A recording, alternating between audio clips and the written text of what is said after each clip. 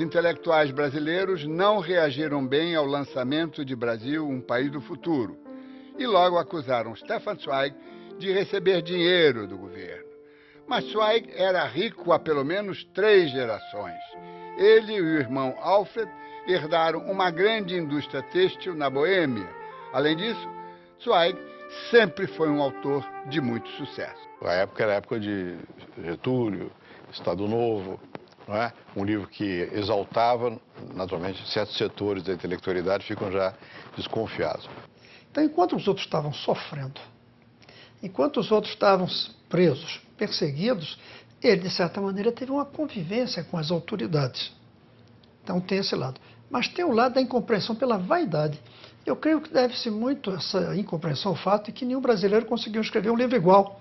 Os intelectuais brasileiros, em geral, são muito provincianos. Há raríssimas exceções de pessoas que têm uma visão realmente ampla e cosmopolita do país.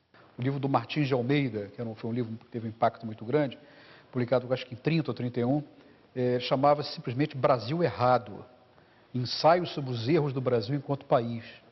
Na mesma época, Paulo Prado escreveu Retrato do Brasil, que começava com a frase que uma terra radiosa vive um povo triste.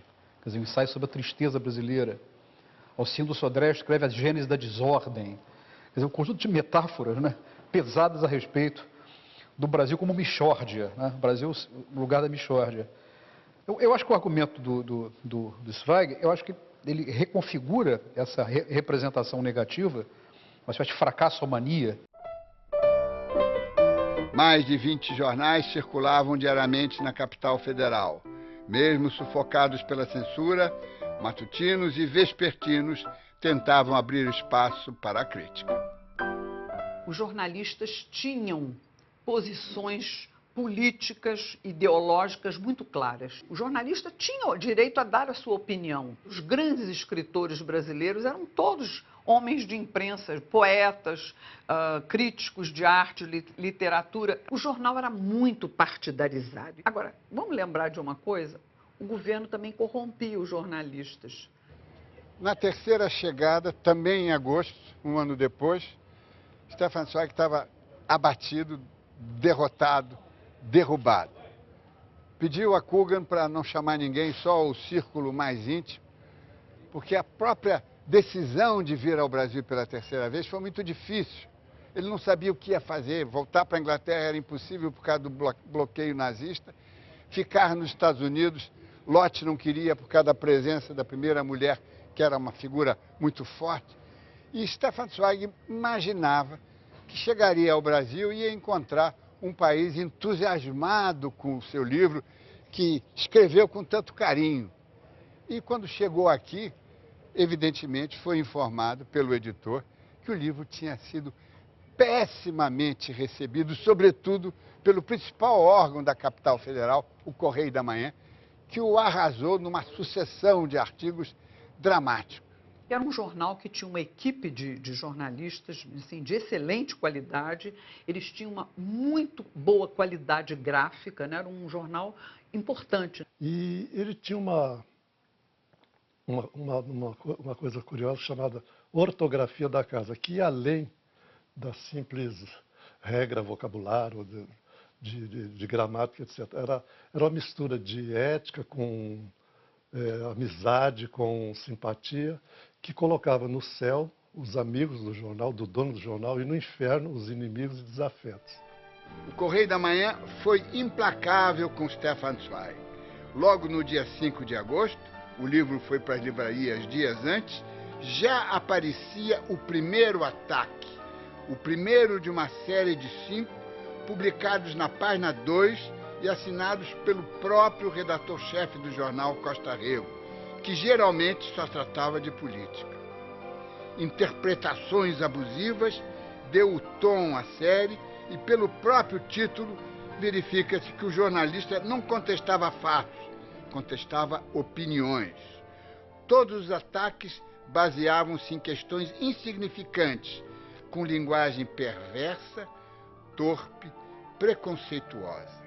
5 edições sucessivas num dos jornais mais importantes do país para dar vazão à arrogância de um jornalista que pretendia fazer oposição ao Estado Novo, mas sempre aparecia sorridente ao lado do ditador. E algumas observações que constam no livro, que o Costa Rego pegou, por exemplo, uma delas era, ele dizia assim que os brasileiros mal recebem o salário no fim do mês, eles faltam 2 ou 3 dias ao trabalho. Entendeu? Outra observação que ele fez foi o seguinte, que na Europa, na paisagem triste da Europa, como e tal, o trabalhador, o homem trabalhava para ganhar dinheiro e se enriquecer, que no Brasil não. O brasileiro, de modo geral, ele era despossuído dessa grana jornal, que o dinheiro para ele era um sonho, que vinha do céu. E que no Brasil, o sonho do brasileiro era a loteria. E o Costa Rego se ofendeu com isso, quer dizer, achou que era uma agressão ao povo brasileiro, como também desmereceu o povo brasileiro que não queria trabalhar, nem nada. Seriam mais ataques se Costa Rego não precisasse descansar um dia. Então convocou um redator sem qualquer qualificação para dar sequência. A violência só foi interrompida, conforme me contou Antônio Calado, que mais tarde substituiu Costa Rego, porque os jornalistas mais importantes, Calado inclusive, forçaram o chefão a encerrar o linchamento com o argumento de que isso prejudicava o jornal. O Correio da Manhã foi um grande jornal, mas também um jornal prepotente, vingativo. O nome do escritor Lima Barreto foi embargado durante meio século, porque em seu livro de estreia, Recordações do escrivão Isaías Caminha, retratava a vida de uma redação imaginária que o dono do Correio achou ser a sua e não perdoou. E ele então pintou todo aquele clima da redação, e fazendo uma caricatura muito contundente, não só do Edmundo Bittencourt, que era o dono do jornal, como também do próprio jornal, as pessoas, os redatores que trabalhavam lá e tal. Então ele faz uma crítica assim, muito contundente em cima daquele ambiente do Paulo Bittencourt. Ele, em consequência disso, ele caiu no índex do jornal. Costa Rego não foi o único a atacar Zweig pessoalmente. Eloy Pontes, do Globo, que também tinha relações com Lorival Fontes, implicou muito com o livro, apesar das boas relações de Herbert Moses com Stefan Zweig. Zweig ficou arrasado ao regressar de Nova York e saber o que havia sido publicado. Comentou a sua decepção em diversas cartas. Pretendeu retratar um povo pacífico e, em troca, recebeu a brutalidade daqueles que detestam os gringos, mesmo os gringos enamorados do seu país. Claro que ele teve de fazer concessões para obter o visto de permanência, essa coisa, mas ao mesmo tempo, indiretamente, ele estava criticando o governo de vários pontos de vista. As perfídias espalhadas sobre as subvenções que teria recebido do governo Vargas são facilmente desmontadas quando se examina o contrato que assinou com a editora Guanabara, que lhe pagou 2 milhões de réis de adiantamento pelos direitos da primeira edição de Brasil, um País do Futuro, e mais 10% do preço de cada exemplar. Os contratos para as 6 edições fora do Brasil eram pagos em moeda forte, dólares ou francos suíços. Foi complacente com a ditadura do Estado Novo, não porque tenha recebido dinheiro do DIP, mas porque comparou esta ditadura com as outras, da Alemanha, da Itália, Espanha e União Soviética. Alguém que nós deveríamos tratar como um grande amigo, alguém que nos chamou a atenção para o enorme potencial de oportunidades e a possibilidade, já disse, de transformar crises em oportunidades. O que nós fizemos? Foi um horror o que nós fizemos. É bom reconhecer. Não respondeu às calúnias e insinuações veiculadas pelo Correio da Manhã e pelo colunista do Globo, Eloy Pontes, porque era discreto, delicado, jamais se meteu em polêmicas. Desgraçadamente, o único desabafo para defender-se foi publicado num semanário chamado Vamos Ler, que pertencia a um grupo estatal, e foi escrito por um jornalista funcionário público nada brilhante que o atazanava com pedidos de favores. O suicídio 6 meses depois do lançamento do livro tem sido associado à frustração com as críticas e ataques que recebeu da imprensa. Não é verdade. Das 22 linhas da carta de despedida escrita em alemão, metade delas tratam da admiração e da gratidão pelo Brasil. No momento supremo, hora da verdade, não há lugar para inverdades, sobretudo num texto com o solene título em português, Declaração. Em parte alguma, eu poderia reconstruir a minha vida agora, que o mundo da minha língua está perdido e meu lar espiritual, a Europa, autodestruído. Orson Welles veio ao Brasil empurrado pelo lançamento do livro de Zweig nos Estados Unidos, mas não conseguiu encontrar-se com o autor. Quando chegou, já estava morto. Mas a entrada do Brasil na guerra, um ano depois do lançamento do livro, trouxe o futuro mais perto do presente. O país deixou a condição de periférico, o único da América Latina a lutar no velho mundo contra o racismo nazi-fascista. 10 anos depois, em 1951, o país entrava nos anos dourados, esquecidos do projeto de Stefan Zweig. A minha formação se dá no período do regime militar. Esse livro ganhou para mim foros assim, de uma obra anacrônica do ponto de vista literário, em vista das correntes contemporâneas de literatura. E, por outro lado, ele me pareceu também um pouco, sociologicamente, um pouco fraudulento e politicamente também, porque ele omitia aspectos muito graves do Brasil, da sua época, eu acho. Quando a gente queria ironizar ou ridicularizar o livro de Zweig, a gente dizia que o Brasil era o país do futuro do pretérito. Eu até dizia, o futuro já chegou. O Brasil já é o país do futuro. O futuro chegou, mas ninguém acreditava. Eu passei a usar a expressão que eu tirei do Albert Hirschman, que é um amigo meu, de fracassomania.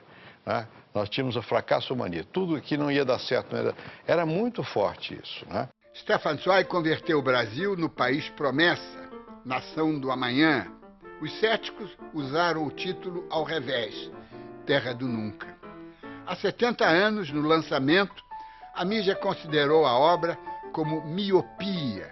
Hoje, para muitos, é uma utopia. Não é uma coisa nem outra, é uma provocação. Com base num passado marcado por convergências e aproximações, Zweig lançou um repto que cabe aos brasileiros responder: o projeto humanista de conciliação. Nós temos muita coisa pela frente, muita coisa, mas me parece evidente que houve uma inflexão concretamente no nosso desenvolvimento econômico, no nosso desenvolvimento social, o sistema político, apesar de todas as suas mazelas, também ele se consolidou como um sistema democrático, né? E uma outra coisa que é absolutamente evidente, o Brasil ganhou uma projeção internacional que ele não tinha. A economia pode estar correndo na frente, nós podemos ser né, a quinta economia do mundo, mas isso não quer dizer que todo brasileirinho tenha, né, escola digna, profissionalização, emprego garantido, saúde, injeções, etc., etc., que são processos que vão demorar muito digamos, né, incentivados por um progresso econômico. Então, quem sabe um dia até o Stefan Zweig possa dar um sorriso, né, lá do alto né, da nuvem dele para dizer, puxa, assim que eu queria que fosse. O Stefan Zweig olhou e viu, olha, não é tão ruim e tem potencialidade. E vai sempre assim, um pouco em zigue-zague, a gente só vê o zag, não vê o zig, né? Então está sempre pensando que vai mal. Mas quando você faz ao longo do tempo, você vê o que está acontecendo, o Brasil foi crescendo. O Stefan Zweig nos remete à questão de que país é este. Ou seja, a questão que ele se colocou aí nos anos 30 para os anos 40 é uma questão que já tinha quase 500 anos e continua hoje de outra maneira. Para que o Brasil chegasse a ser o país do futuro, nós precisamos abordar uma questão essencial. Todas as demais podem ser importantes, mas havia uma questão que era essencial. Nós tínhamos que ir atacando o tema da desigualdade social no Brasil. Nós, há muitos anos, somos uma das maiores economias do mundo, mas nós éramos dos países mais desiguais do mundo.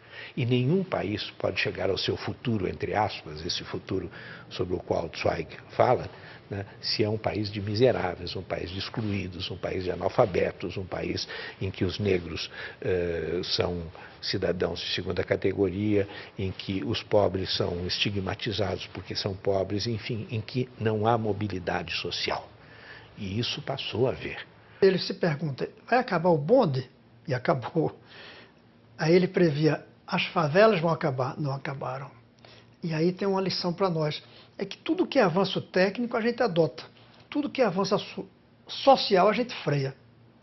Substituir o bonde por ônibus, por metrô, era um avanço técnico. Mas substituir as favelas por belas cidades era um avanço social. Não fizemos. A gente não pode dormir sobre louros, né? O que é esse país do futuro? Está cheio de problema, de pobreza, de criminalidade, de desigualdade, né? Temos que competir, imagina, com a China daqui a pouco, nas indústrias. Temos que ver no nosso horizonte qual vai ser a matriz energética, como é que vai fazer com o meio ambiente. Então, você não pode pensar que não se chega nunca ao futuro, vai ter se aproximando, mas é uma utopia, né? Então, eu tinha a sensação de que nós tínhamos dado passos importantes e que, digamos, os motores do Brasil já estavam aí funcionando, né? E já começava a levantar voo. Agora, o fato de começar a levantar voo, tem outros que estão voando mais alto, né? Então, eu tenho um pouco de medo da sensação de que chegamos. Nunca se chega, então sempre tem que buscar um pouco mais. Outros livros empolgaram os brasileiros. No início do século XX, para coincidir com o 4º centenário do descobrimento, o conde Afonso Celso escreveu uma cartilha de patriotismo, Porque me ufano de meu país, que vendeu milhões de exemplares para sucessivos governos e até criou o substantivo ufanismo. O regime militar, no mandato do general Médici, criou a sua versão ufanista, O Milagre Brasileiro, pseudolivro que enriqueceu muita gente. Ambos se evaporaram. O único sobrevivente, atual, vigoroso, é o desafio lançado por Stefan Zweig em 1941. Tarefa empolgante, imperiosamente coletiva, infindável. Um dos poucos jornalistas que elogiaram o livro foi Osório Borba, no Diário de Notícias. Percebeu o amor de Stefan Zweig pelo Brasil e propôs que mudasse o seu nome para Estevão Ramos. O sobrenome é difícil de pronunciar, mas é o símbolo do multiculturalismo e da convivência que os nazifascistas de hoje, tal como os de ontem, querem erradicar. Clara Sverner, depois do lançamento de Brasil, País do Futuro, houve um impacto na sociedade e aí o José Vieira Brandão, amigo do Villa-Lobos, compôs uma marcha chamada Brasil, País do Futuro. Vamos tocar alguns compassos. Alguns compassos.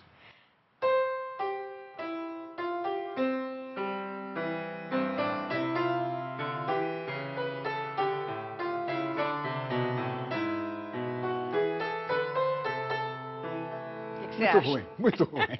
Olha, se o Stefan Zweig ouvisse, morreria novamente, porque é marcial, ele não queria nada marcial, ele via o Brasil como uma coisa romântica, conciliadora, sossegada. Não era a ideia dele. Agora, dentro do espírito do Brasil, País do Futuro, do título e do que ele escreveu sobre o Brasil, qual é a música que você sugeriria que melhor representaria isso? Eu acho que ficaria muito bem, que casaria com as ideias, com a sensibilidade, com o ideal dele e com o nosso romantismo. Dos mais belos tangos que houve no Brasil, O Despertar da Montanha, do Eduardo Souto, que seria nosso Danúbio Azul. Vamos ouvir. Vamos ouvir um pouco?